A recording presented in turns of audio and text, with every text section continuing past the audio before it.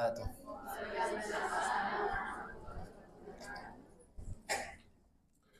Innal hamdalillah nahmaduhu wa nasta'inuhu wa nastaghfiruh wa na'udzu billahi min shururi anfusina wa min sayyiati a'malina. May yahdihillahu fala mudilla lahu wa may yudlil fala hadiya lahu. Asyhadu an la ilaha illallah wahdahu la syarika lahu wa asyhadu anna Muhammadan abduhu wa rasuluhu la nabiyya wa la rasula ba'da amma ba'd. Allahumma la sahla illa ma ja'altahu sahla wa anta taj'alul hazna idza syi'ta sahla. Rabbi shrah li sadri wa yassir li amri wahlul 'uqdatam min lisani yafqahu qawli.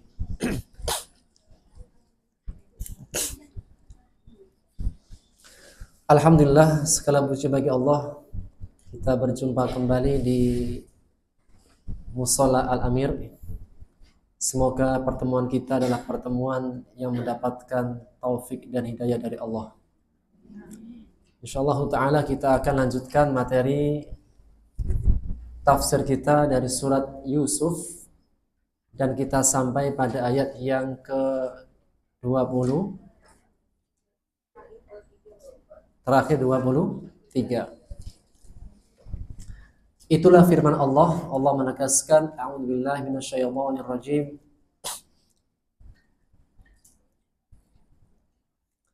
Wa rawadathu allati huwa fi baitiha an nafsihi wa ghallaqatil abwaba wa qalat hayta lak qala ma'adallah innahu rabbi ahsana mathwaya innahu la yuflihudh dhalimun. Pada ayat 23 Allah mengisahkan tentang Nabi Yusuf alaihissalam bahwasanya Zulaikha menggodanya untuk menundukkan dirinya. Kemudian perbuatan yang dilakukan oleh Zulaikha adalah menutup pintu-pintu dan berkata, "Hai talak, marilah ke sini." Maka Nabi Yusuf alaihissalam menjaga dirinya pertama dengan mengucapkan kalimat ma'adallah.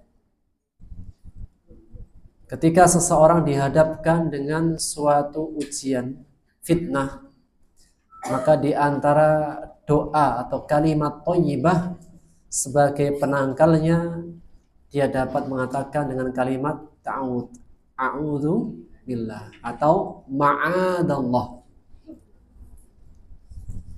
Maka ujian yang dihadapi Nabi Yusuf alaihissalam di ayat 23 yaitu ujian meninggalkan, ujian ajakan berbuat zina dengan istri seorang raja yaitu Zulaikha. Maka ucapan ma'adallah sebagai penangkal Nabi Yusuf alaihissalam. Yang kedua, Nabi Yusuf alaihissalam menguatkan sisi kebaikan-kebaikan yang telah diberikan oleh tuannya, yaitu ayah angkatnya. Dia mengatakan, innahu rabbi ahsana mathwaya. Sesungguhnya tuanku, itu bapak angkatnya, ahsana mathwaya, telah memperlakukanku dengan baik. Maka tidak mungkin kebaikan yang ia berikan kepadaku kemudian aku balas dengan khianat. Atau kalau bahasa masal, bahasa ungkapan kita, air susu dibalas dengan air tuba. Demikian juga dengan Nabi Yusuf alaihissalam. Tidak mungkin aku berbuat khianat terhadap kebaikan yang telah diberikan kepadaku. Nabi Yusuf menjelaskan kenapa harus berbuat amanah dan tidak berkhianat. Innahu la yuflihudh dhalimun. Sesungguhnya tidak akan beruntung orang-orang yang berbuat zalim. Dan zalim ada tiga. Zalim terhadap diri sendiri. Kedua, zalim kepada orang lain. Yang ketiga, kezaliman terhadap Allah Subhanahu wa Ta'ala. Maka Nabi Yusuf menegaskan tidak akan beruntung orang yang zalim terhadap dirinya sendiri, orang yang zalim terhadap orang lain, dan orang yang zalim terhadap Allah Subhanahu wa Ta'ala. Maka dengan ucapan ma'adallah, kemudian sifat Nabi Yusuf yang amanah, yang berbalas kebaikan dengan kebaikan yang lebih baik, dia menolak ajakan Zulaikha. Setelahnya Allah menceritakan walaqad hammat bihi wa hamma biha laula ar-ra'a burhana rabbih. Dan sungguh hammat bihi, dia menginginkannya. Itu Pak. Dia bermaksud menginginkannya, yaitu Zulaikha. Wa hamma biha. Dan dia pula Yusuf menginginkan Zulaikha. Laula ar-ra'a burhana rabbih. Jikalau seandainya ia tidak melihat tanda-tanda kebesaran Rabb-nya. Ayat ini ulama tafsir dua makna. Yang pertama, bahwasanya hal ini menegaskan Zulaikha ketika melihat Nabi Yusuf itu tertawan hatinya. Dia ketika melihat Nabi Yusuf, dia menyukainya, mencintainya. Nabi Yusuf ketika melihat Zulaikha pun terpesona dengan kecantikan Zulaikha. Sehingga masing-masing di antara keduanya ada dalam dirinya saling suka. Apakah setiap cinta itu pasti dari laki-laki? Belum tentu. Perempuan juga bisa mencintai seorang laki. Dan di antara keduanya menjadi ujian satu sama lain. Rasulullah SAW bersabda, Al-mar'atu an-nisa'u syaqa'iqur rijal. Perempuan itu saudaranya laki-laki. Sebagaimana perempuan ada kecondongan kepada seorang laki, laki juga ada kecondongan kepada seorang perempuan. Maka Zulaikha pun menginginkan, demikian juga Nabi Yusuf pun sebenarnya ada keinginan. Karena memang Zulaikha cantik. Laula ar-ra'a burhana rabbih. Jikalau seandainya Yusuf tidak melihat burhan, tanda dari Rabb-nya. Maka ini makna yang pertama. Satu sama lain saling menginginkan. Kalau seandainya Nabi Yusuf tidak melihat tanda kebesaran, akan jatuh dalam perbuatan dosa. Makna yang kedua, laula seandainya tidak melihat, maka sesungguhnya ini meniadakan makna hamma biha. Sebagai contoh, seandainya saya tidak makan, maka saya akan lapar. Kenyataannya berarti apa? Ini dari sisi bahasa. Seandainya saya tidak makan, maka saya akan lapar. Berarti saya sudah makan atau belum? Seandainya saya tidak makan,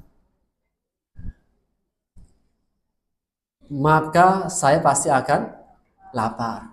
Berarti kenyataannya sudah makan atau belum? Sudah. Kita terapkan pada ayat ini.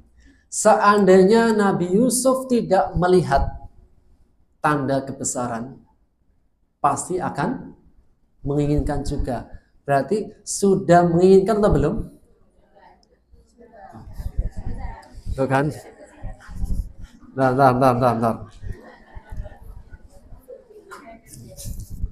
Ini apa bahasa Arab? Biar apa? Biar kita nih.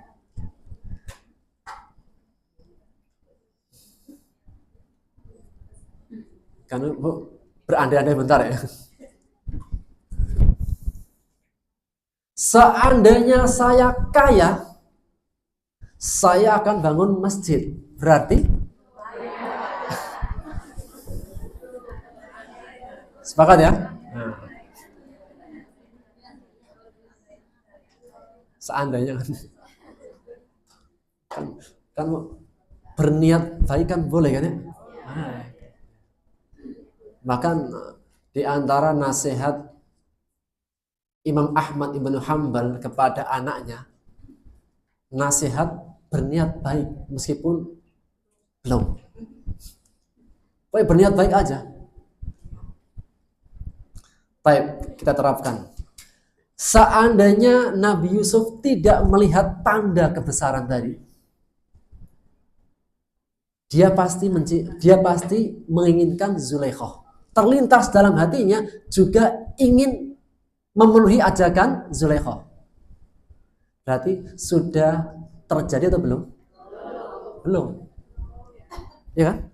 Kan seandainya saya kaya, saya akan bangun masjid. Berarti belum kaya dan belum bangun masjid.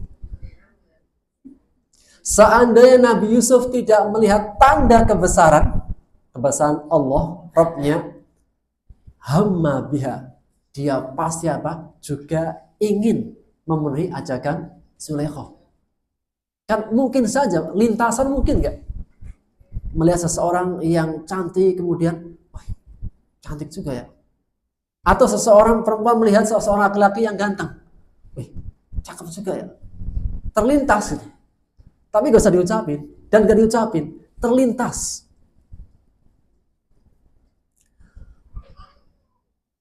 Bu, pekerjaan yang paling ringan, cepet kaya, apa? Menghayal. Menghayal, iya. Benar juga sih. Menghayal.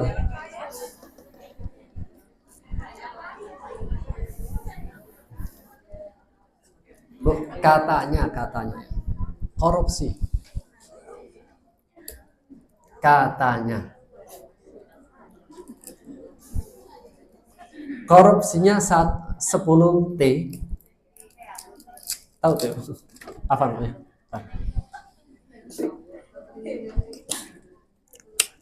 Bismillah.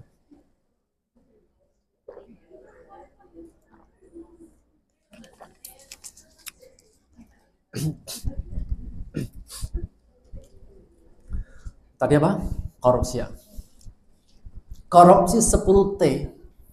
Hukumannya berapa? Hah? Di kita. Berapa? Ya maksudnya di kita. Kalau di Jepang kan udah hilang nyawa ya, tinggal namanya. Di kita 6 bulan. 6 bulan. Kira-kira kalau dihitung antara 10 T dengan 6 bulan, untungan mana, Bu? 10 T kan? 6 bulan ibu kerja pagi, siang, sore, malam. Hah? Susah kan? Terkadang terlintas, ketika jadi gubernur, jadi bupati, enak juga ya. Terlintas, tiba-tiba ada lintasan, ingin berbuat keburukan. Ini mungkin saja terjadi. Kembali kepada ayat, Allah menegaskan Zulaikha menginginkan Yusuf karena memang Yusuf cakep. Yusuf pun menginginkan Zulaikha seandainya tidak melihat kebesaran Rabbnya. Ini makna yang pertama. Makna yang pertama, keinginan pada Yusuf dan Zulaikha terjadi.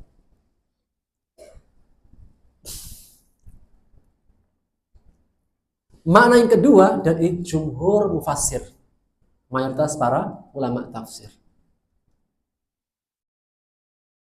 Seandainya Nabi Yusuf tidak melihat tanda kebesaran Robnya, hamma biha, dia juga menginginkan Zulaikha. Jadi suka sama ibu angkat.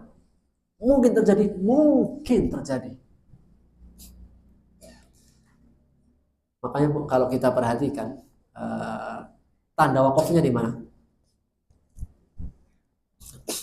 Kalau kita baca Quran itu kan ada tanda wakof, ya kan? Ini tanda wakofnya di mana? Walaqad hammat bih wa hamma biha laula ar-ra'a burhana rabbih. Ada tanda mah? Hammat bih, ini satu kalimat yang menginginkan Zulaikha. Adapun Yusuf satu kalimat tersendiri. Seandainya tidak melihat tanda kebesaran Rabbnya juga ingin. Maknanya sudah terjadi belum? Belum. Kalau pada Nabi Yusuf alaihissalam belum terjadi. Namun pada Zulaikha terjadi. Zulaikha menginginkan Yusuf, sedangkan Nabi Yusuf belum terjadi keinginan itu.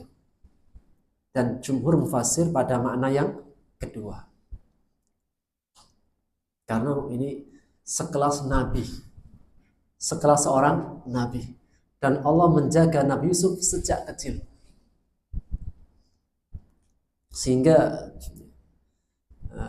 jika keinginan itu ada pada Nabi Yusuf, ya secara hukum syariat, hukumnya Allah, seandainya ada, Allah maafkan, karena tidak melakukan sampai perbuatan, tidak ada usaha. Namun tetap itu sesuatu yang kurang jika ada pada Nabi Yusuf. Seandainya Nabi Yusuf terlintas ingin berbuat keburukan dan tidak sampai terjadi usaha, itu tidak ada catatan dosa. Namun tetap ada yang kurang. Karena Nabi Yusuf sekelas orang Nabi. Sehingga makna yang kedua, meniadakan Nabi Yusuf tidak ada sampai terlintas keinginan dengan Zulaikha. Jauh, keinginan untuk berbuat zina jauh. Karena melihat tanda kebesaran Rabbnya. Apa tanda kebesaran Rabbnya? Yang pertama, ketika Zulaikha memasukkan Nabi Yusuf ke dalam ruangan yang tidak ada siapapun kecuali dia dengan Yusuf. Dan tidak hanya dalam ruangan, ruangannya pun ghallaqatil abwab. Berlapis berapa pintu nih kemarin? 7 pintu. Kita bisa bayangkan masuk ke hotel ada berapa pintu? 7 pintu. Pintu pertama kunci, pintu kedua kunci, pintu ketiga kunci, sampai pada 7 pintu. Yang seandainya mereka berdua melakukan, ada orang yang mau datang, maka apa? Belum sampai sudah diketahui. 7 pintu dikunci semuanya. Ketika di dalam ruangan dan Zulaikha sudah berdandan dengan dandan yang laki-laki kalau lihat itu tidak bisa berpaling. Maka ketika Zulaikha menanggalkan bajunya, ternyata di dalam kamarnya ada berhala. Maka dia mengatakan, ini kalau saya buka, berhala melihat ke saya, maka dia akan melihat perbuatan saya. Sehingga dia menutupi berhalanya dengan bajunya. Yusuf ketika melihat apa yang dilakukan Zulaikha, dia mengatakan, ini penyembah berhala saja punya rasa takut dengan berhalanya. Apalagi Tuhanku yang Allah Subhanahu wa Ta'ala. Ini yang Tuhannya berhala. Apa itu berhala? Patung yang tidak bisa melihat, tidak bisa berbicara, tidak bisa memberikan manfaat maupun mudarat. La yubsir wa la yuntiq. La yubsir wa la yantiq. tidak bisa melihat dan tidak bisa berbicara. Sebagaimana yang ditunjukkan oleh Nabi Ibrahim alaihissalam. Ketika Nabi Ibrahim alaihissalam menghancurkan berhala-berhala di masa zamannya dengan Raja Namrud. Masih ingat ceritanya, Mbak? Nabi Ibrahim alaihissalam diajak masuk ke kuil untuk nyembah berhala. Maka Nabi Musa mengatakan, aku sakit, nggak bisa datang ke kuil. Ini bohong. Tapi bohong apa? Biar terlepas dari ajakan. Singkatnya Nabi Yusuf juga apa? Datang dan menghancurkan berhala-berhala. Semua berhala dihancurkan kecuali satu yang paling besar dari 3 yang besar. Kemudian kapaknya dikalungkan ke lehernya. Setelah Nabi Yusuf diadili, ditanyakan, wahai Ibrahim, apakah engkau yang melakukan hal ini semuanya? Ibrahim mengatakan, jika saya melakukan, pasti diketahui oleh berhala yang besar ini. Coba tanyakan kepadanya jika dia bisa berbicara. Akhirnya orang tersadarkan, benar. Ternyata apa? Berhala tidak bisa membela dirinya sendiri dan tidak bisa berbicara. Akhirnya tersadarkan. Maka demikian juga dengan Zulaikha. Dia meyakini karena penyembah berhala.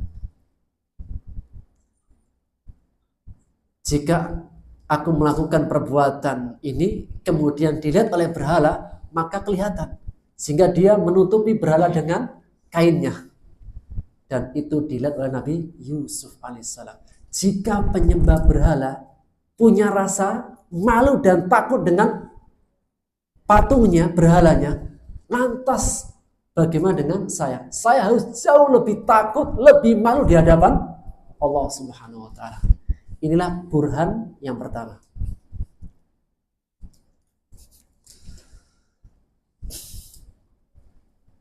Yang kedua, ketika Nabi Yusuf alaihissalam ketika Nabi Yusuf alaihissalam melihat Zulaikha dan dimasukkan ke dalam sebuah kamar, dia melihat ada catatan, sebuah catatan kalimat yang memberikan pesan. Itulah firman Allah, wala taqrabuz zina innahu kana fahishatan wa sa'a sabila. Dan janganlah engkau mendekati zina.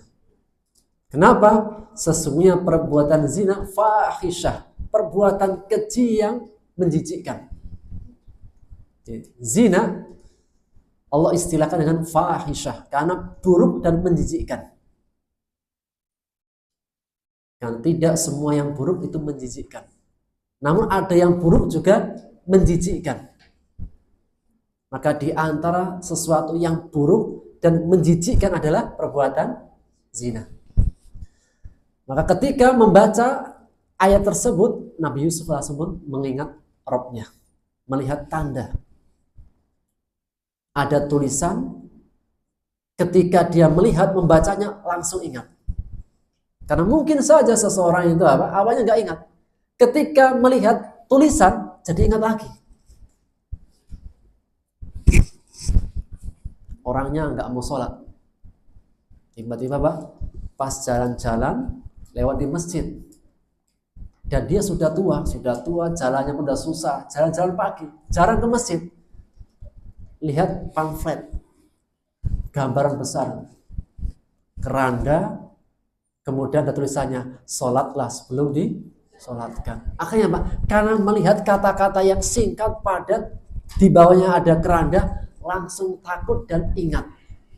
Akhirnya Gak jadi jalan-jalan, pulang ke rumah, ambil peci, sholat setelahnya. Kenapa? Melihat kata-kata yang simpel tapi itu memberikan pesan pada dirinya. Tanda yang ketiga, Nabi Yusuf alaihissalam ketika diajak berzina oleh Zulaikha, ditampakkan wajah ayahnya menggigit kedua jarinya. Kira-kira gimana? mau berbuat yang enggak ada bapaknya menggigit jari. Jadi apa enggak jadi? Kenapa? Nah, ada bapaknya. Maka ketika Nabi Yusuf alaihissalam melihat ayahnya menggigit kedua jarinya, dia paham. Dan dia langsung memalingkan dan lari darinya. Dan ini menjadi pelajaran. Kenapa yang ditampakkan wajah bapaknya? Kenapa tidak wajah ibunya? Kenapa wajah bapaknya?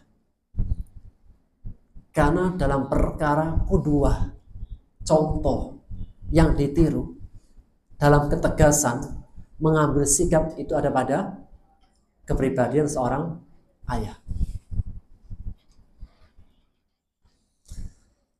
Nabi Yusuf alaihissalam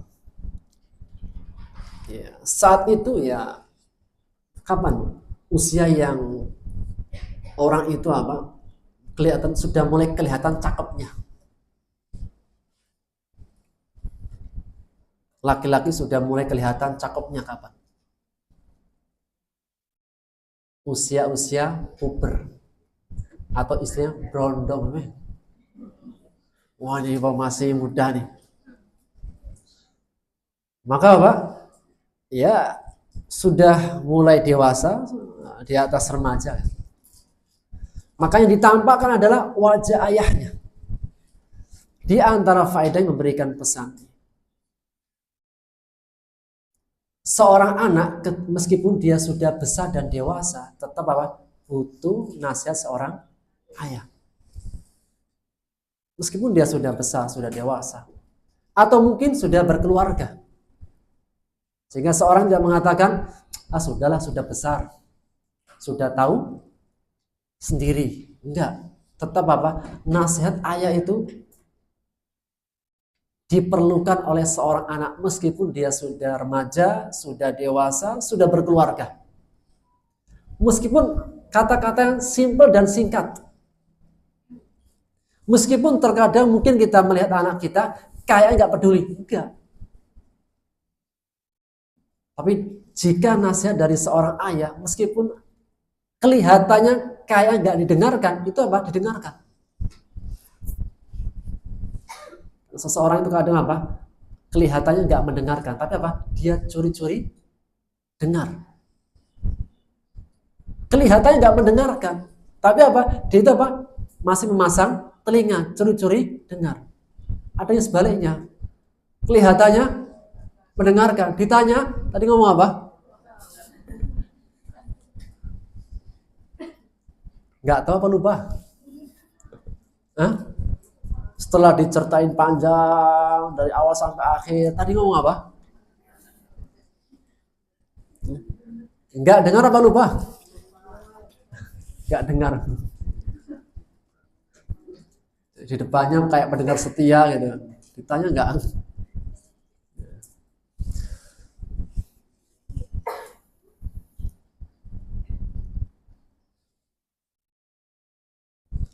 Tadi berapa?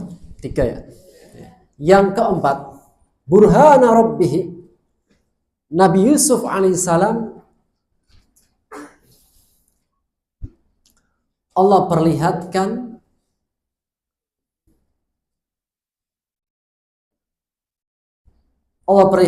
kembali perjalanan hidupnya. Dan perjalanan hidupnya Allah perlihatkan kepadanya sejak Nabi Yusuf di dalam sumur. Di ayat sebelumnya ketika Nabi Yusuf di dalam sumur Allah mengatakan la tunabbi'annahum bi amrihim hada wa hum la yash'urun. Sungguh benar-benar engkau wahai Yusuf akan memberitahu mereka dengan perkara ini, dengan cerita ini. Dan mereka tidak menyadari. Allah sudah memberikan janji kepada Yusuf. Engkau pasti akan memberitahu tentang kisahmu ini kepada mereka, saudara-saudaranya. Dan mereka itu awalnya tidak menyadari, baru menyadari setelah di akhir. Dan itu terjadi.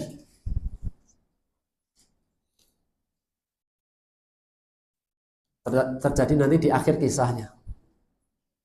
Ketika mereka datang di Mesir, Mereka minta suaka, minta sesuatu di hadapan raja. Mereka tidak menyadari bahwasannya orang yang diminta itu Yusuf. Sedangkan Yusuf sudah tahu mereka. Baru ketika di akhir baru mereka tahu bahwasanya apa? Selama ini yang mereka minta adalah Yusuf. Dan itu apa? Burhana Rabbi, tanda yang Allah perlihatkan kepada Nabi Yusuf.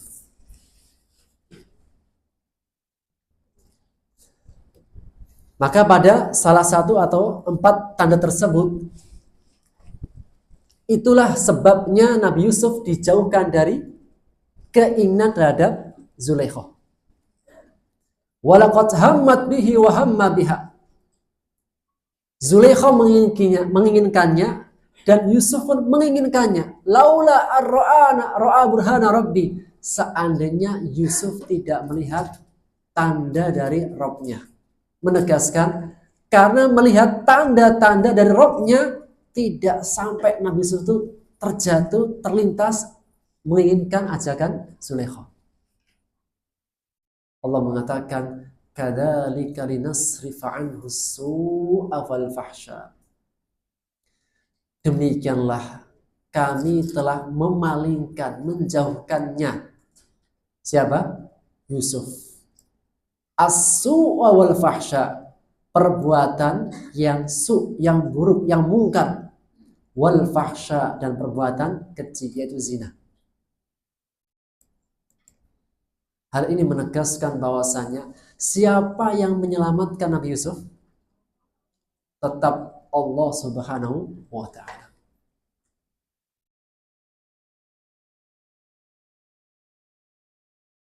Yang pertama, bahwasanya yang menyelamatkan kita dari kemaksiatan, dari keburukan, dari fitnah adalah Allah Subhanahu wa ta'ala. Yang seandainya setiap dari kita, kalau bukan taufik dari Allah dan rahmatnya, Allah milih kita menjadi orang baik, gak ada yang baik. Jadi seandainya Allah tidak memberikan taufik, tidak memilih kita, maka mungkin kita saat ini gak di sini. Gak tahu, pokoknya gak di tempat yang baik. Sehingga, dan ini menjadi sebuah pesan yang indah dari para ulama. Jika engkau ingin mengetahui di manakah kedudukanmu di sisi Allah nanti, ingin tahu nggak? Kira-kira nanti ketika di akhirat kita tuh di mana kedudukan kita di sisi Allah? Maka mereka mengatakan, fandur fi ma'aqamak. Dari sekarang lihatlah di mana engkau tempat berdiri. Lihatlah dari sekarang di mana engkau duduk. Lihatlah dari sekarang di manakah dirimu sekarang dengan Allah Subhanahu wa ta'ala. Jadi tidak usah jauh-jauh, nanti di mana ya posisi kita di akhirat, di surga atau tidak, dekat apa jauh dari Allah. Fandur fi ma'aqamak.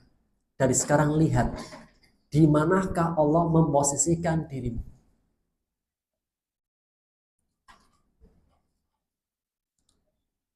Maka Allah menegaskan, Allah yang menyelamatkan, Allah yang memilih.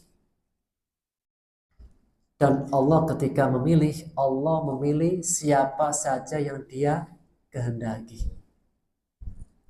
Allah menegaskan dalam surat An-Nur ayat 21. Walaula fadlullahi alaikum wa rahmatuh ma zaka minkum min ahadin amana. Seandainya bukan karena karunia Allah dan rahmatnya kepadanya, tidak ada seorang pun yang jiwanya bersih. Akan tapi Allah mensucikan siapa saja yang Dia kehendaki. Jadi orang baik itu adalah di antara taufik dari Allah. Allah memilih dari sekian semua hamba-hambanya, Allah pilih sebagian. Bahkan kepada orang yang bertaubat dari dosa, itu Allah memilih. Apakah setiap orang yang berbuat dosa pasti bisa taubat? Belum tentu. Apakah setiap orang berbuat salah pasti bisa istighfar? Belum tentu. Terkadang kebalik. Yang non-muslim ketika makan jatuh, yang terucap astagfirullah, non-muslim. Yang muslim, bukan muslimah ya, yang muslim ketika makanan jatuh, yang keluar nama-nama hewan. Dan ini Bu, saya menyaksikan sendiri. Karena saya bergaul. Jadi kok kebalik gini ya? Gitu.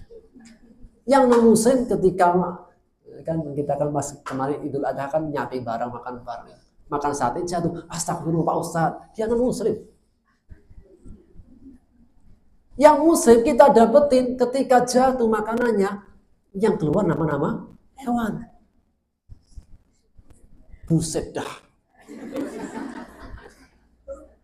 Ini astagfirullah. Kok bisa terbalik gini kan? Cuma saya bilang sama yang muslimah, tinggal satu, kalimat tauhid, asyhadu. Cuma ada yang lanjutin. Asyhadu.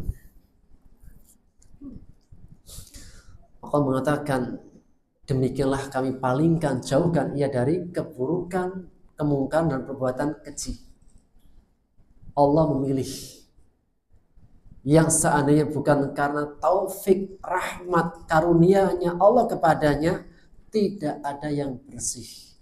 Akan tapi Allah yuzakki mayyasha, membersihkan, mensucikan seseorang siapa yang dia kehendaki. Dan Allah alim, maha mengetahui. Kenapa dia mendapatkan kebaikan? Allah maha tahu. Allah maha tahu dengan keadaan dia, hatinya, perbuatannya, sehingga Allah berikan dia taufik.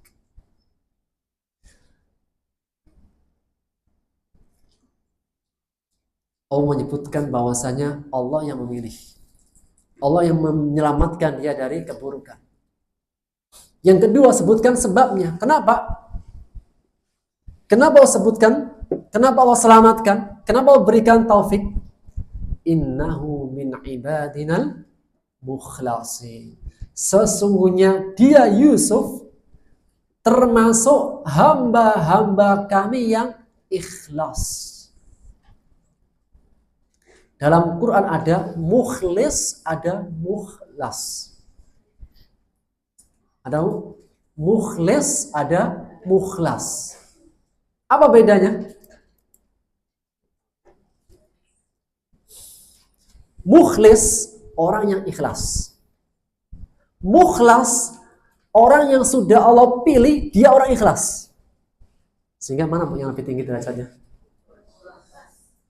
Mukhlis apa mukhlas? Mukhlas. Sudah Allah pilih, ini orang pantas jadi orang mukhlis. Adapun mukhlis masih berjuang untuk menjadi orang yang ikhlas. Yang ketiga, bacanya mukhlis. Kalau dibaca mukhlis, bacanya apa? Dibacanya itu agak dipisah. Mukhlis. Muh artinya otak, kepala. Lis, pencuri. Jadi mukhlis, otak-otak pencuri. Kebanyakan ini bahasa Arab. Ya, kalau orangnya ikhlas banget, mukhlis. Orang yang sangat ikhlas banget sampai pilih jadi orang mukhlis, mukhlas. Orang yang otaknya uang terus apa? Mukhlis. Ini bahasa Arab. Mukh itu artinya otak, lis artinya pencuri. Otak-otak pencuri. Siapa? Koruptor. Jadi kadang guyonan sama Ustaz.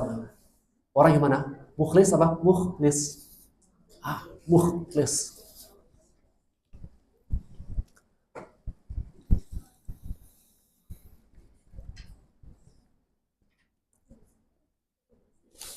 Maka Allah menegaskan kenapa Yusuf Allah jauhkan dari keburukan dan perbuatan keji zina.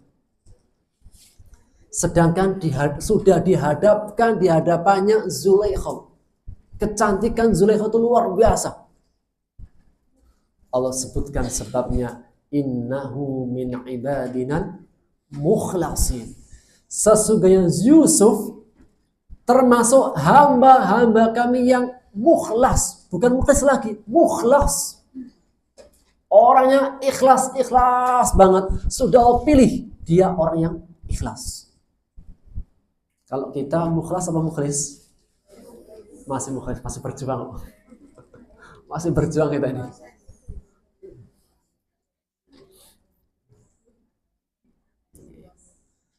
Ngasihnya sih ikhlas, tapi ketika ngeselin diungkit juga. Itu berarti apa? Masih mukhlis ini. Masih berjuang dengan keikhlasan. Kalau mukhlas udah, pokoknya apa? Apa yang diberi, udah. Lillahi ta'ala, mau menyakiti atau enggak lah, enggak jadi urusan. Kenapa? Karena dia sedang bermuamalah dengan Allah, bukan dengan manusia. Kalau sudah bermuamalah, bertransaksi dengan Allah, itu apa? Insya Allah apa? Tidak akan pernah kecewa. Tapi kalau bertransaksi dengan manusia, biasanya sih kecewa.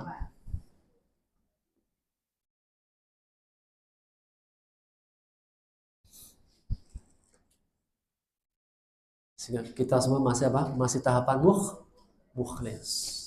Semoga kita semuanya masuk dalam kategori mukhlas, bukan mukhlis.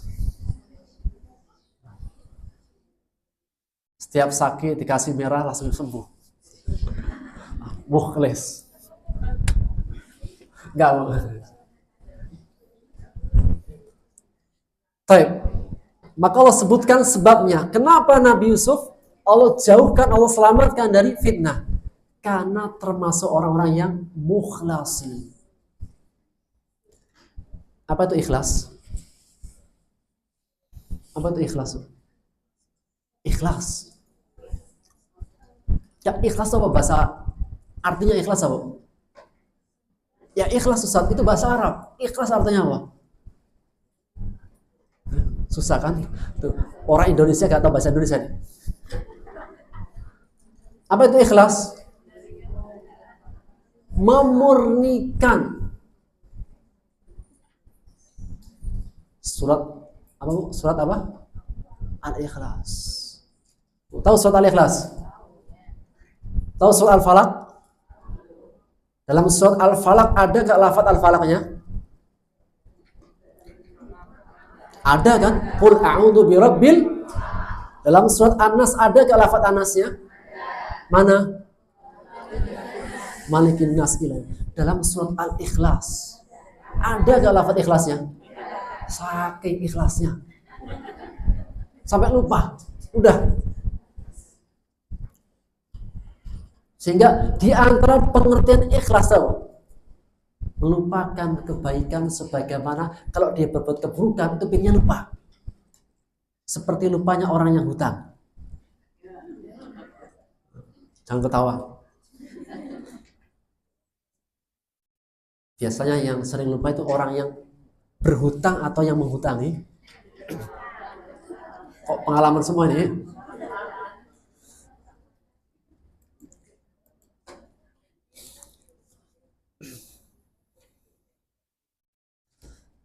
Maka Nabi Yusuf alaihissalam memiliki hati yang ikhlas, amalannya ikhlas, orangnya baik. Dan orang yang ikhlas pasti apa? Dia itu punya hubungan yang spesial dengan Allah. Menjaga perintahnya, menjauhi larangannya, menjaga apa yang Allah perintahkan. Dan ini benar. Jika seseorang ingin dijaga oleh Allah, dijaga oleh Allah itu apa? Dikuatkan dalam kebaikan, dijauhkan dari keburukan. Baik keburukan yang sifatnya duniawi, ukhrawi, agama, harta, semuanya Allah jaga. Salah satu sebabnya adalah menjaga Allah. Jagalah Allah, niscaya Allah akan menjaga. Gimana menjaga Allah? Emang Allah perlu dijaga? Allah perlu dijaga enggak? Enggak perlu. Terus apa maksudnya? Jaga perintah-perintahnya, hak-hak Allah. Apa hak Allah? Banyak. Tentang perkara tauhid, tentang syariatnya, perintahnya. Maka jika seorang hamba menjaga Allah, hak-haknya, perintah-perintahnya, larang-larangannya, Allah berikan reward. Balasan. Apa balasannya? Allah akan menjagamu. Sebagaimana hadis yang diriwayatkan oleh At-Tirmidzi.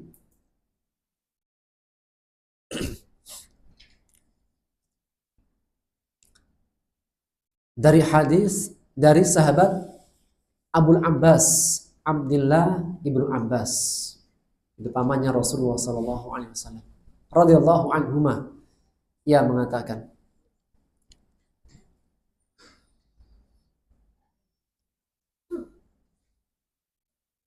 anak pamannya Rasulullah sallallahu alaihi wasallam, Abdullah ibnu Abbas. Al-Abbas pamannya, Abdullah adalah anaknya. Maka dia mengatakan, kuntu khalfa Rasulullah sallallahu alaihi wasallam. Suatu ketika aku pernah di belakang Rasulullah SAW. Maka dia mengatakan, ya ghulam, wahai anak kecil, inni u'allimuka kalimat. Sesungguhnya aku akan mengajarimu beberapa nasihat. Jadi Rasulullah SAW dengan anak kecil main-main gak? Main-main. Rasulullah SAW main-main dengan anak kecil. Terkadang orang kalau sudah senior, sudah jadi ustadz yang senior, terkadang apa? Nggak mau main-main sama anak kecil. Kalau sudah tokoh, sudah tua, nggak mau sama anak-anak kecil. Enggak.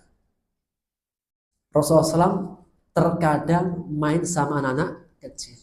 Kira-kira main apa kalau sama anak kecil? Hah? Kira-kira main apa sama anak kecil? Main apa? Sepedaan bareng, main bola bareng. Dunia anak kecil apa biasanya? Hah? Bermain. Main bareng. Maka ketika Rasulullah SAW membersamai Abdullah ibnu Abbas yang mengatakan, wahai anak kecil, aku akan ajarkan kepadamu beberapa kalimat nasihat. Yang pertama, ihfadillah yahfadka. Jagalah Allah, niscaya Allah akan menjagamu. Ihfadillah tajidhu tujahak. Jagalah Allah, niscaya engkau akan mendapatinya di hadapanmu. Wa idza sa'alta fas'alillah. Jika engkau meminta, mintalah sama Allah. Pengajaran. Jadi kalau anak kecil sedang minta, biasanya anak kecil minta apa? Hah? Minta permen, minta jajan, minta sama Allah dulu, minta sama Allah dulu. Misalnya minta apa? Minta belikan apa? Minta belikan apa? Balon atau mobil-mobilan. Sesekali apa? Diajari. Tar dulu. Nanti sholat, doa minta sama Allah, baru dikasih. Mengajari apa? Anak untuk apa? Mintanya sama Allah. Meskipun kita yang ngasih lewat kita. Cuma apa? Diajarkan. Wa idza sa'alta fas'alillah. Jika engkau minta, minta sama Allah. Dan itulah apa? Di antara tarbiyah seorang bapak kepada anak, mengajari anak, pokoknya mintanya sama Allah. Ya, setelahnya kita kasih, cuma apa? Dia mengajarkan makna tawakal. Apa itu tawakal? bersandar, bergantung sama Allah. Itulah ucapan la haula wala quwata, tiada daya dan kekuatan kecuali dengan pertolongan Allah. Ibu-ibu kalau minta uang sama siapa? Hah? Sama Allah dulu, Bu. Itu makna tawakal. Setelah sudah minta sama Allah, sore-sore ikhtiar. Apa ikhtiarnya? Nyuci baju. Siapa tahu ada uang keselip. Apa itu tawakal? Menggantungkan harapan kepada Allah dengan ikhtiar. Kan gitu makna tawakal.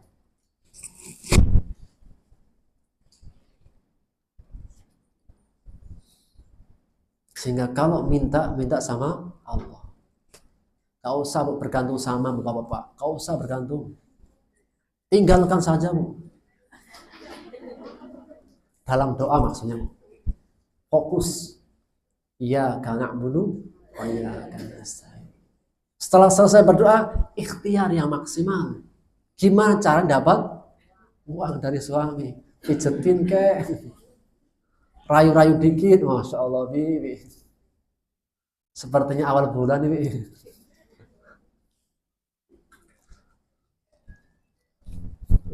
Lanjut hadisnya, wa idza sta'anta fasta'in billah.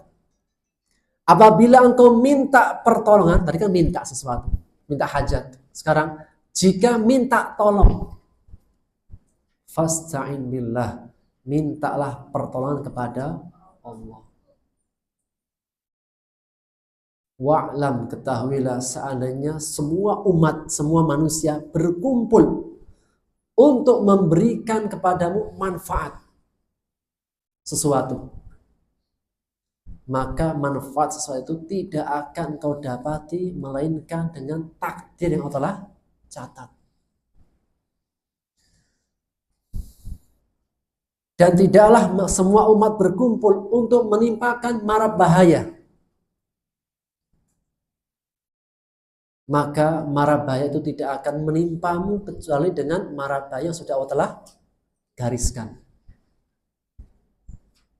Seandainya seluruh manusia berkumpul ingin memberikan kebaikan, kalau kebaikan ini gak Allah takdirkan, gak akan terjadi. Sebaliknya, seandainya semua manusia berkumpul ingin memberikan mara bahaya, tapi gak Allah takdirkan, gak akan terjadi. Sehingga ini mengajarkan kepada kita makna tawakal hanya kepada Allah. Segala sesuatu kalau engkau takdirkan tidak akan mengenai. Apa yang telah digariskan tidak akan meleset, apa yang tidak digariskan tidak akan menimpa. Rufi'atil aqlamu wa jaffatis suhuf. Pena sudah diangkat, lembar-lembar sudah kering. Bukan berarti ya sudah kalau gitu kita tidak berikhtiar, enggak, tetap ikhtiar. Allah perintahkan ikhtiar.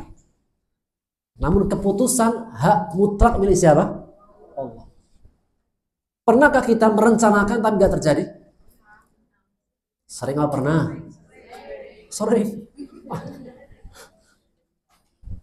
Pernah enggak kita minta tapi enggak Allah kasih? Mau curhat? Nggak ada permintaan yang ditolak. Tidak ada doa itu yang tertolak, nggak ada. Rasulullah Shallallahu Alaihi Wasallam bersabda dalam hadis riwayat Ahmad dan yang lainnya, "Ma min muslimin yad'u bida'watin laisa fiha ismun wala qati'atur rahim." Tidaklah seorang muslim berdoa dengan suatu doa yang di dalamnya tidak ada dosa dan tidak ada dosa memutus hubungan silaturahim. Dosa kepada yang lain nggak ada. Dosa dengan keluarga kerabat nggak ada. Kemudian dia minta, Ketika dia berdoa, nggak ada dosa yang ada pada dirinya. Makanannya halal, minumannya halal, bajunya pun halal, dibesarkan dengan uang yang halal. Nggak ada dosa dengan keluarga kerabatnya, nggak ada. Hubungan dengan kerabatnya baik. Perbuatan dolim nggak ada. Dia minta sama Allah.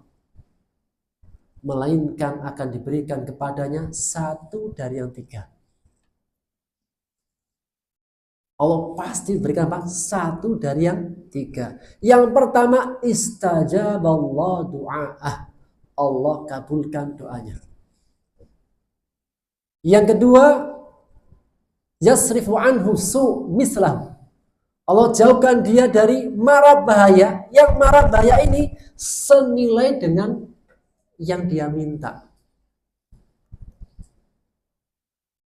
Mintanya mobil yang baru, harganya berapa? 600 juta. Mobilnya nggak datang. Tapi apa? Allah selamatkan dia dari mara bahaya. Yang mara bahaya ini jika dinilai harganya 600 juta. Dan manakah yang lebih diutamakan dalam hidup? Manakah yang lebih diutamakan dalam hidup? Mendapat kebaikan atau selamat dari keburukan dulu?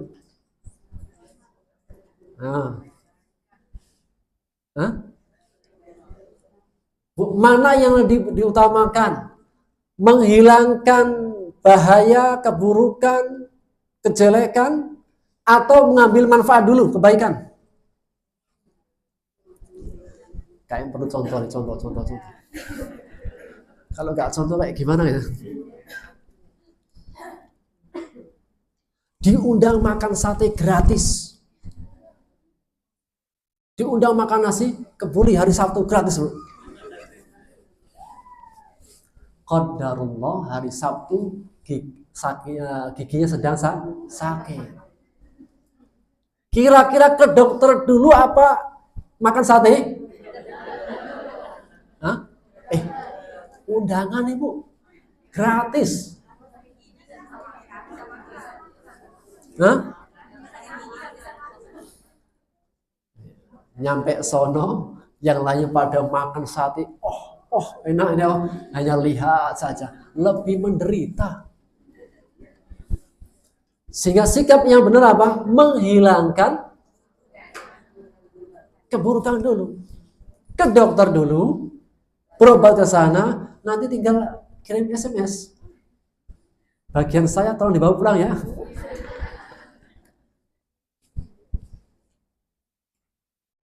Jadi apa? Menghilangkan masalah, mudorot, mara bahaya lebih diutamakan daripada kebaikan. Harus setelahnya makan sate. Maka demikian pula ketika dia minta sama Allah, mohon sesuatu sama Allah, pertama Allah kabulkan. Dua, ada apa? Diselamatkan dari mara bahaya senilai yang dia minta.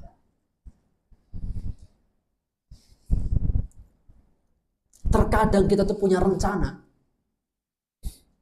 Sudah kita plan, sudah kita manage, sudah kita tentukan. Ternyata apa? Belum sampai sudah hancur duluan.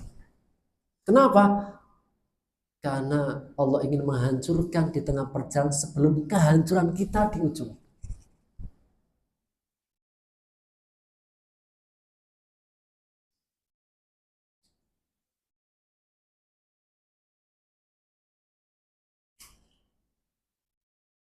Yang ketiga,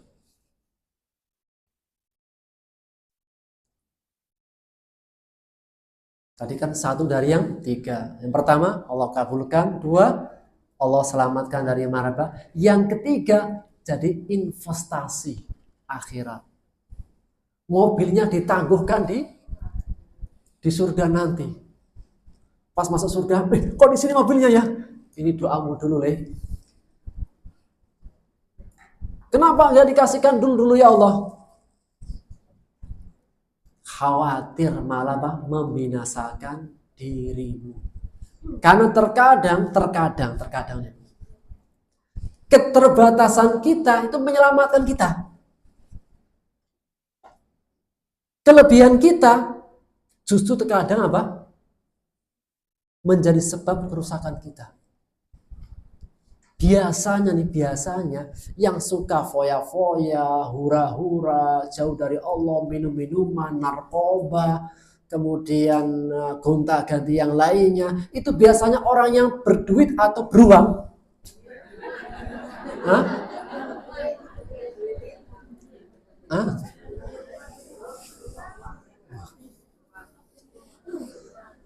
Beruang apa bermas? Hah? Beruang apa bermas? Biasanya yang kayak gini, yang beruang, yang bermas. Orang miskin mau kayak gitu, udah mikir, waduh, uang aja susah. Kalau minum-minum nanti kalau kecanduan, apa yang mau dibikin beli? Gak ada, miskin. Udah miskin sakit lagi. Akhirnya apa? Selamat, gak jadi ikut-ikutan yang sono. Kenapa dia selamat? Karena gak punya uang. Gara-gara dia gak punya uang, akhirnya terselamatkan. Seandainya punya uang, gak di sini mainannya. Mungkin di tempat-tempat yang lain. Tapi karena gak punya uang, mainannya karena nggak punya, akhirnya main di sini. Jadi yang di sini nggak punya.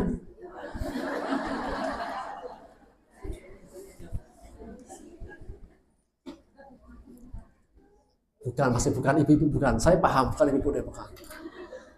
Maksudnya itu menjadi pelajaran. Terkadang Allah itu membatasi kita demi untuk menyelamatkan kita. Keterbatasan, kekurangan kita terkadang menjadi penyelamat. Sebaliknya terkadang kelebihan seseorang, keberuntungan seseorang justru membinasakan. Tadi kan, yang biasanya yang jauh dari Allah itu yang kaya apa yang miskin? Kenapa yang miskin gak ikut-ikutan? Aduh Ustaz, buat beli bensinnya susah, jadi apa gak ikut-ikutan?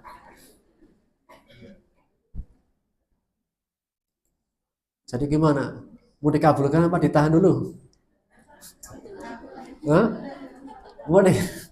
Susah jawabnya sekarang. Ya pokoknya apa? Yang terbaik yang Allah pilihkan. Yang terbaik yang Allah pilih. Al khairatu fi makhtarahullah. Yang terbaik yang Allah pilihkan.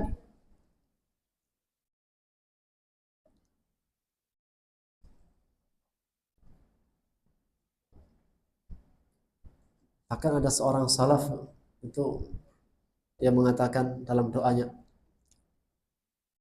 jika aku berdoa kemudian doaku terkabul, maka aku gembira dengan satu kegembiraan. Namun jika aku berdoa ternyata dikasih yang lain, gak terkabul, dikasih yang lain, maka aku gembira 10 kali lipat kegembiraan. Kenapa? Karena yang pertama pilihanku, yang kedua pilihannya Allamul Ghuyub, Maha yang mengetahui tentang rahasia yang gaib. Jadi gimana nih?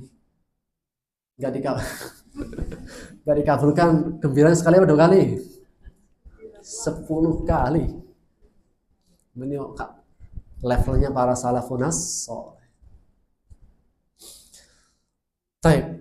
Kembali kepada ayat kadzalika linasrifa anhu as-su'a wal fahsya. Allah menegaskan kami yang memalingkan Yusuf dari perbuatan mungkar dan keji. Apa sebabnya? Allah sebutkan ilat sebabnya, innahu min ibadinal mukhlasin. Karena dia termasuk orang-orang yang ikhlas, terpilih menjadi orang yang ikhlas. Hal ini menegaskan kebaikan kita itu menyelamatkan. Jadi orang baik itu Allah selamatkan. Jika kita menjaga Allah, niscaya Allah menjaga kita. Yang kalaulah bukan pertolongan dari Allah dan taufiknya, mungkin kita terjatuh. Ayat setelahnya wastabaqal bab. Dan keduanya berlomba menuju pintu, lari. Siapa yang lari? Siapa yang lari? Keduanya, Yusuf dan Zulaikha. Larinya kemana? Pintu keluar. Keduanya sama-sama menuju pintu.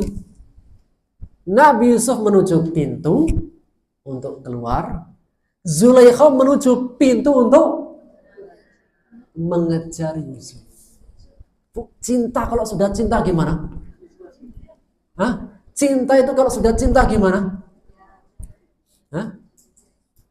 Kalau bahasanya mudah sekarang, bucin. Kemana-mana pasti, wah si fulan.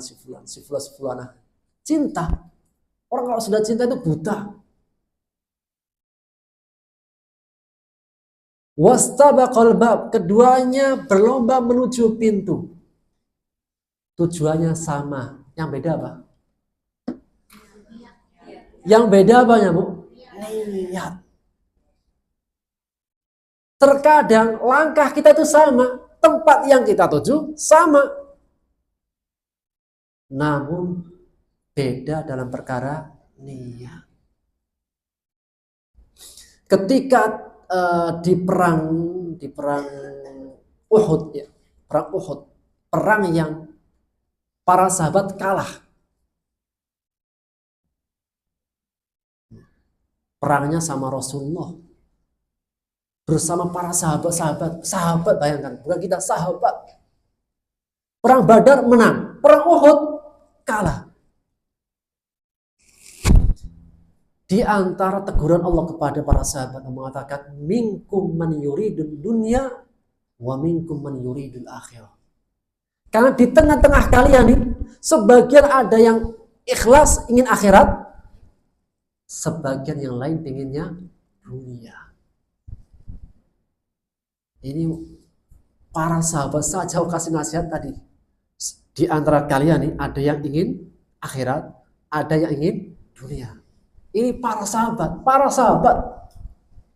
Apalagi kita butuh nasihat dengan hal seperti ini. Mengingat kembali. Mungkin tujuan kita sama. Langkah kita sama. Tempat yang kita tuju sama. Namun terkadang beda dalam perkara niat.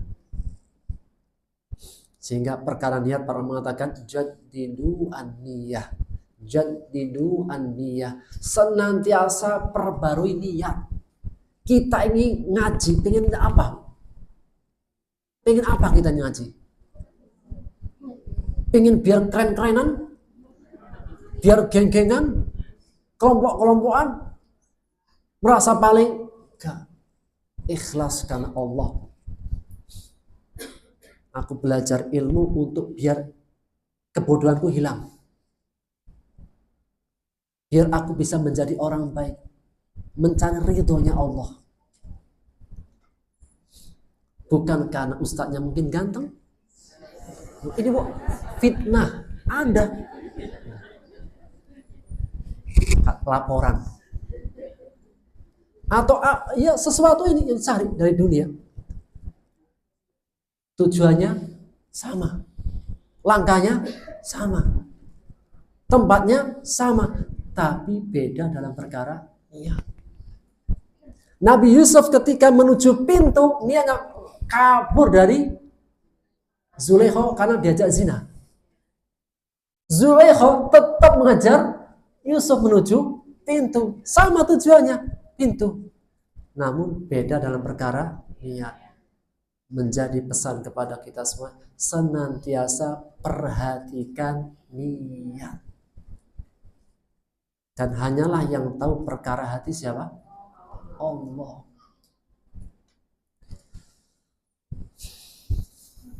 Astagfirullah.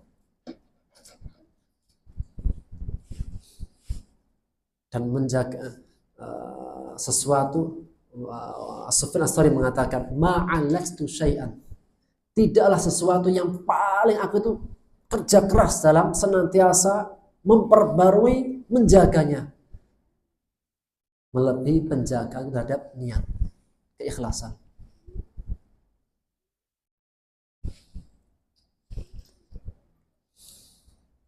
Setelahnya, lafaz setelahnya, wa qaddat qamisahu min duburin. Dan dia telah menarik bajunya dari dubur belakang. Kejar-kejaran Nabi Yusuf keluar, ditarik sama Zulaikha. Apa ya? Dijambak. Ditarik. Ketika ditarik, wa alfaya sayyidaha. Keduanya mendapati, yaitu Zulaikha dan Yusuf mendapati sayyidaha, tuannya. La dalam bab, berada di samping pintu. Yang salah siapa? Yang salah siapa? Qalat, dia berkata, ma jaza'u man arada bi ahlika su'an. Kira-kira apa hukumannya, balasannya orang yang ingin berbuat buruk kepada istrimu? Yang menarik tadi siapa? Yang menjebak siapa? Ketika diketahui, siapa yang beralasan? Kira-kira apa hukumannya yang pantas kalau ada orang yang mengganggu istrimu? Illa ayyusjana aw 'adzabun alim. Melainkan hukumannya adalah penjara atau disiksa. Jadi, mungkinkah orang yang berbuat jahat justru dia yang paling berteriak keras, dia yang paling benar? Mungkin. Sehingga ada istilah maling, padahal dia malingnya. Maling, dia malingnya.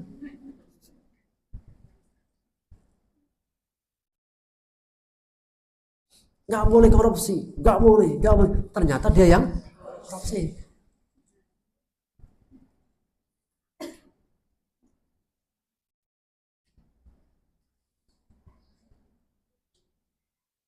Ketika ada tuduhan yang jahat,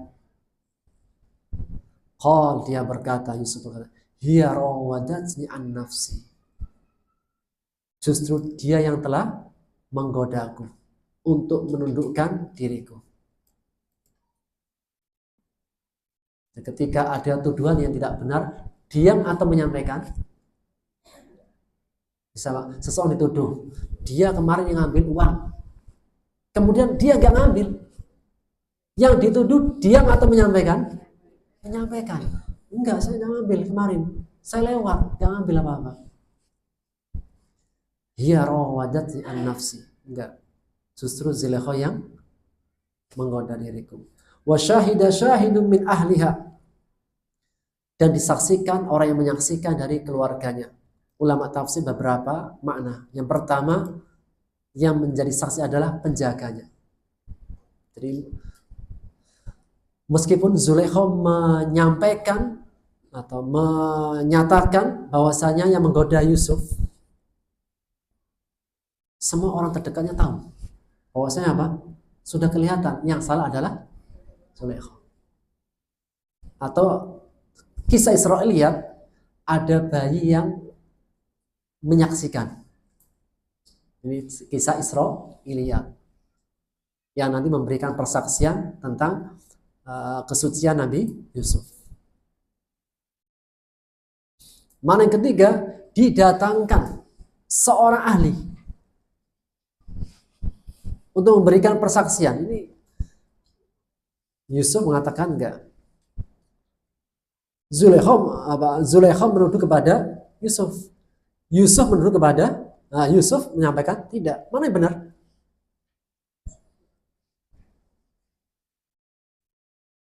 Didatangkan saksi. kemudian memberikan pernyataan, in kana qamisuhu, jika gamisnya yang dirobek, qudda min qubul, dari depannya, fasadaqat, maka apa? Pernyataannya Zulaikha benar. Jika yang robek itu bagian depan,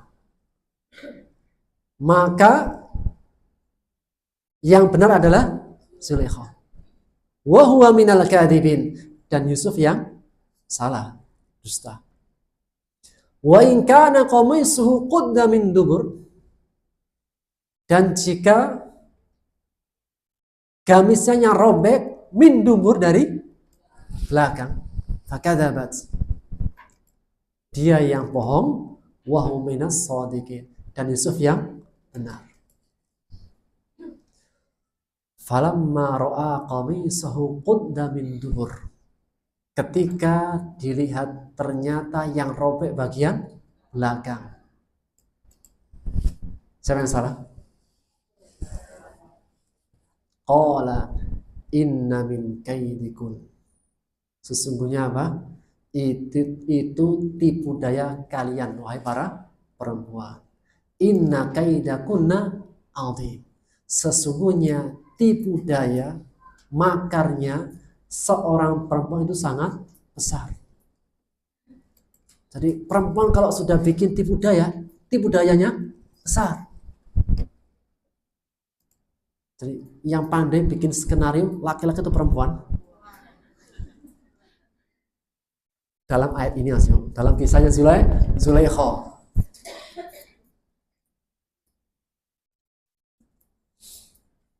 Baik. Dari ayat ini, jika ada dua orang yang bersengketa, si A menuduh si B menuduh si A, atau si A menuduh si B mengatakan enggak, bukan saya. Apa solusinya? Cari bukti. Ketika sudah ada bukti, maka pernyataannya batal. Sehingga ada hadis Rasulullah bersabda, al-bayyinatu 'alal mudda'i wal yaminu 'ala man ankara. Bukti bagi yang mengklaim, sumpah bagi yang menolak. Jadi, jika ada sengketa, si A mengatakan ini tanah saya, si B mengatakan bukan, ini tanah saya. Jadi A sama si B silang pendapat. Hakimnya mencari tahu dengan bukti. Ternyata sertifikatnya di tangan siapa? Si B. Berarti milik siapa? Meskipun si A membuat pernyataan. Hal ini menegaskan bukti nyata itu lebih kuat daripada pernyataan. Jadi bukti data itu lebih didahulukan, lebih dikuatkan daripada pernyataan. Sehingga dalam perkara sengketa, perkara olah TKP, yang dicari apa? Bukti. Dan alhamdulillah Pak, sekarang semakin canggih. Kalau ada kehilangan, ada kasus apa itu yang dicari apa? Bukti. Apa aja buktinya? Sidik jari. Dan Masya Allah luar biasa. Manusia berjuta-juta, semua sidik jarinya beda.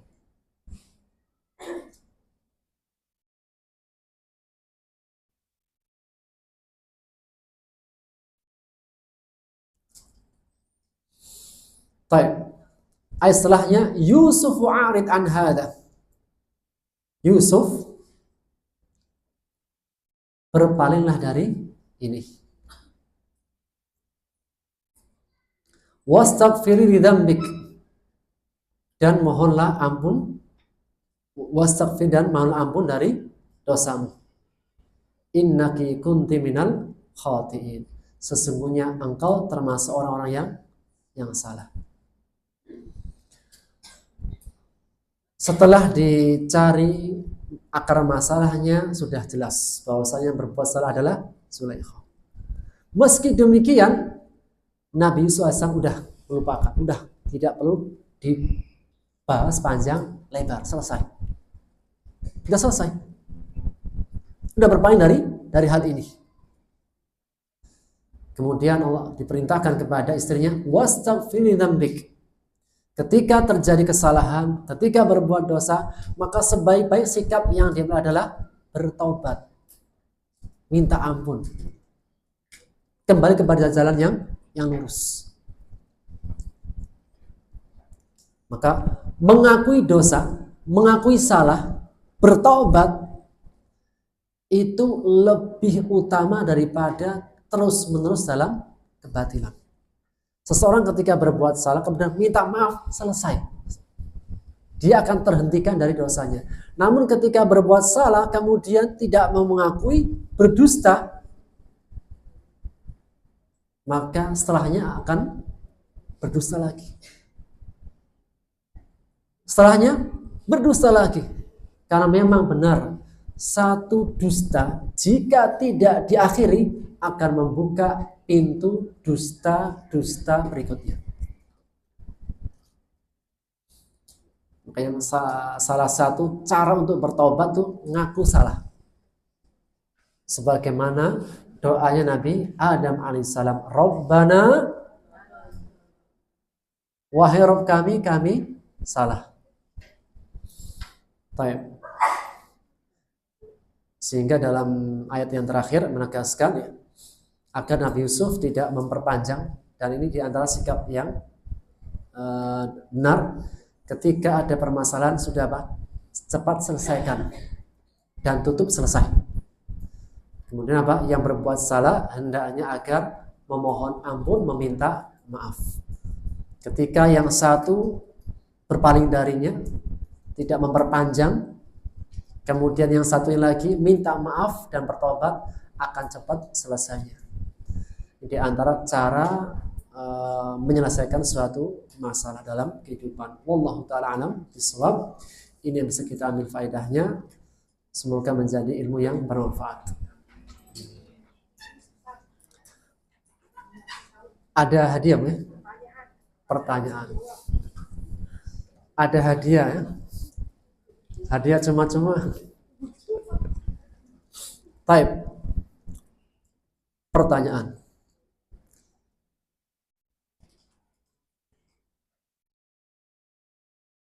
Sebutkan tanda-tanda yang dilihat oleh Nabi Yusuf alaihissalam sehingga ia terjauhkan dari keinginan berbuat keji dengan Zulaikha.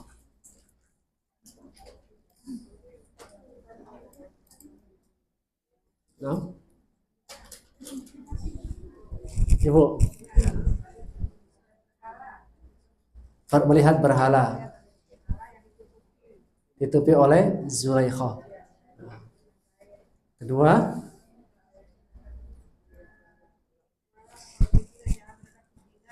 melihat bacaan tulisan wala taqrabuz zina innahu kana fahisyatan wa sa'a sabila. Tiga, melihat wajah ayahnya yang mengikip kedua jari. Entas Allah perlihatkan perjalanan dalam hidupnya sejak di sumur. Insyaallah. Barakallahu fikum. Jazakillahu khairan.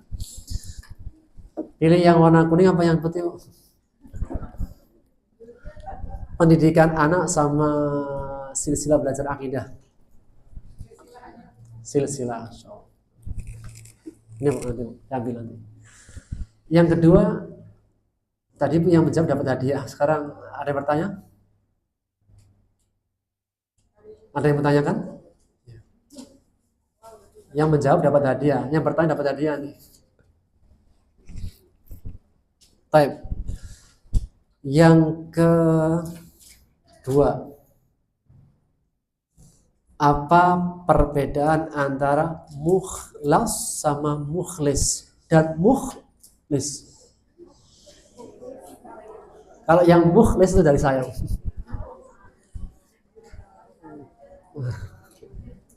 Perbedaan mukhlis sama mukhlis. Nah. Bu, yang angkat tangan banyak, Bu. Nah, hadiahnya ini kurang ini. Kalau ngasih jangan. Nah, Ibu, yang depan, Bu. Ibu.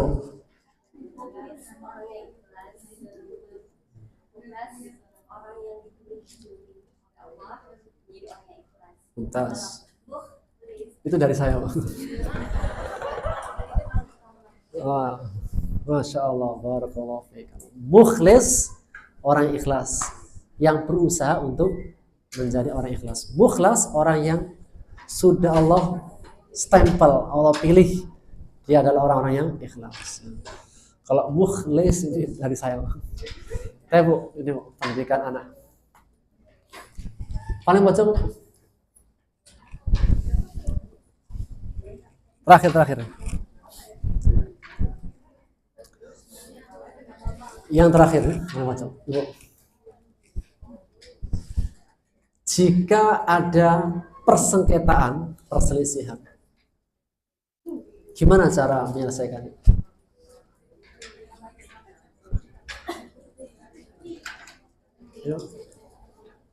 Ibu. Kembali kepada Al-Quran dan hadis. Dalam konteks yang kita pelajari.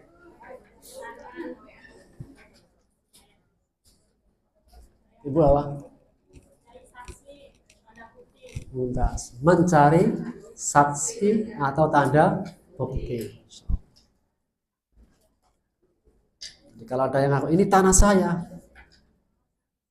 ya silahkan. Setiap orang mengaku boleh, namun datangkan buktinya. Datangkan saksi, datangnya buktinya. Bu, ada Bu? Masih ada Bu? Ada lagi Bu? Baik, khalas ya. Khalas insyaallah. Wallahu ta'ala bisawab. Ini bisa kita ambil faedahnya. Insyaallah kita berjumpa kembali di pertemuan akan datang. Kita akan dengan rakaat majlis. Subhanallahi bihamdika asyhadu an la ilaha illa anta astaghfiruka wa atubu ilaik. Assalamualaikum warahmatullahi wabarakatuh.